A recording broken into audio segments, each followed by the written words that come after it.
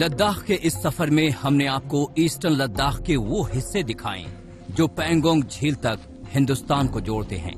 आइए अब आपको रूबरू कराते हैं लद्दाख के कुछ और हिस्सों से।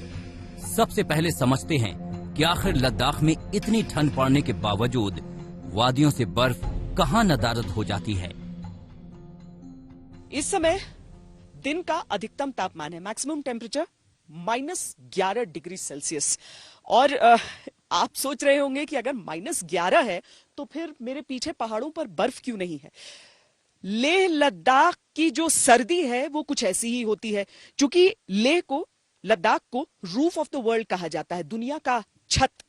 इतनी तेज धूप यहां पर पड़ती है, इतनी ऊंचाई है कि सूर्य से ज्यादा दूरी रहती नहीं है और धूप इतनी तेज होती है कि जो भी बर्फ पड़ती है वो पिघल जाती है। अब अगर आप मेरे दूसरे ओर की पहाड़ को देखेंगे तो आप देखेंगे कि यहां पर धूप आ नहीं रही है, इसीलिए बर्फ यहां पर बची हुई है।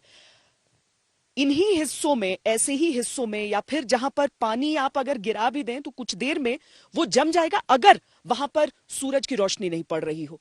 बहुत ज्यादा बर्फबारी इस साल यहां पर हुई नहीं है। ठंड तो बहुत ज्यादा हुई है, बर्फबारी नहीं हुई है, और इससे लोगों को चिंता भी है, क्योंकि पानी का जो स्रोत होता है, अब देखिए कहीं पर आपको पेड़ पौधे नजर नहीं आएंगे। पेड़ पौधे नहीं है यानी ऐसे ही हवा में नमी की कमी रहती है, और बर्फबारी भी बहुत ज्यादा अगर न हो तो बहुत अच्छी खबर नहीं होती है।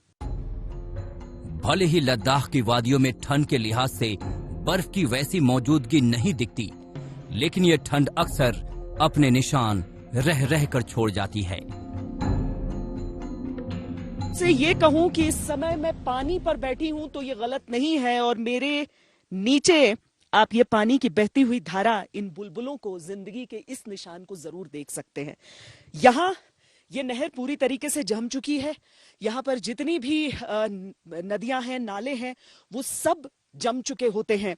और ये जो ऊपर की परत होती है जो बहुत फिसलन भरी है, ये अंग्रेजी में कहें तो आइस, और उसके ऊपर ये जो हिस्सा आप देखते हैं ये सूखी बर्फ का हिस्सा है, हिम जिसे हम कहें स्नो। तो स्नो और आइस आपको यहां पर इस शक्ल में यहां पर नजर आ रहा है।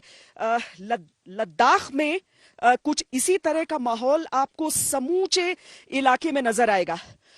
बहुत ही मुश्किल से एक एक कदम को साध कर यहां चलना पड़ता है, क्योंकि आपके पांव के नीचे पानी है, जमा हुआ पानी है, और उस पर आप आगे की ओर बढ़ रहे हैं। यहां पर लोगों को खासकर जीने में बड़ी दिक्कतें आती हैं, ये जो 2-3 महीने रहते हैं। लेकिन हम आपको अब दूसरे राज्य में लिए चलते हैं। लद्दाख के तापमान को देखकर भले ही आपकी रूह कांप रही हो, लेकिन यहाँ के लोगों का मानना है कि इस बार उतनी बर्फबारी नहीं हुई और ना ही वैसी ठंड पड़ी जिसके लिए लद्दाख जाना जाता है। चिड़ियाकला जो दिनों का वो हिस्सा होता है जब बहुत ज्यादा ठंड पड़ती है, और अमूमन बहुत कम लोग लद्दाख में या कश्मीर में अपनी जगहों पर रहते हैं। वो कोशिश करते हैं जम्मू जैसे इलाकों पर जाएं।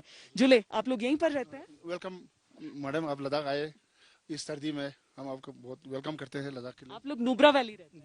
जी। ये क्या इस बार बर्फबारी कम हुई है पहले की? जी बहुत कम हुआ मैडम इस दफा ना। नहीं तो यहाँ पर इस वक्त तो बहुत ज्यादा बर्फ होता है। मैं पिछला 3 साल से यहाँ चलता हूँ, तो इस वक्त तो बिल्कुल बर्फ कम है, बहुत ही कम। नहीं तो यहाँ 2-2 फुट बर्फ होता है मैडम। लेकिन बर्फ पड़नी चाहिए तो मौसम मतलब अच्छा रहता है पानी के लिए। जी। लेकिन टेम्परेचर रात में कितने तक जा रहा है?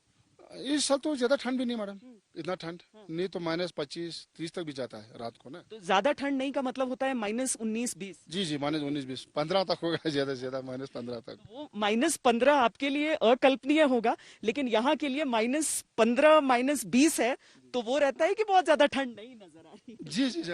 हमें जैसे मतलब नॉर्मल कोर्स में जो बहुत ठंड होती है ना लद्दाख में, इस साल ना नहीं नजर आ रहा है। अदर जी अदर ठंड तो है एकदम मोटे। और ठंड रहती है तो ये अच्छी खबर होती है आगे आने वाले दिनों के लिए। लेकिन क्या पानी की पाइप्स वगैरह भी जम जाती है? बहुत दिक्कत होती है। जम जाता। पानी नहीं आ रहा होता है। जी विंटर में तो बिल्कुल पानी हमें टैंकर से ही मिलता है मैडम यहाँ ना, क्योंकि पाइप तो कोई चलता नहीं।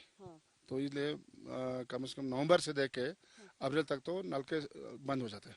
जी मैम। दरअसल सोचिए कि जैसे ही फ्रीजिंग पॉइंट से नीचे जाएगा तापमान, तो जो आपकी पाइप्स हैं, पाइपलाइंस हैं, उसमें पानी आगे बह नहीं सकता है। स्ट्रीम्स हमने दिखाए आपको किस तरीके से वो जम जाते हैं, तो उसी तरह का हाल पानी के पाइपलाइंस के लिए भी होता है। श्वेता सिंह, लद्दाख आज तक।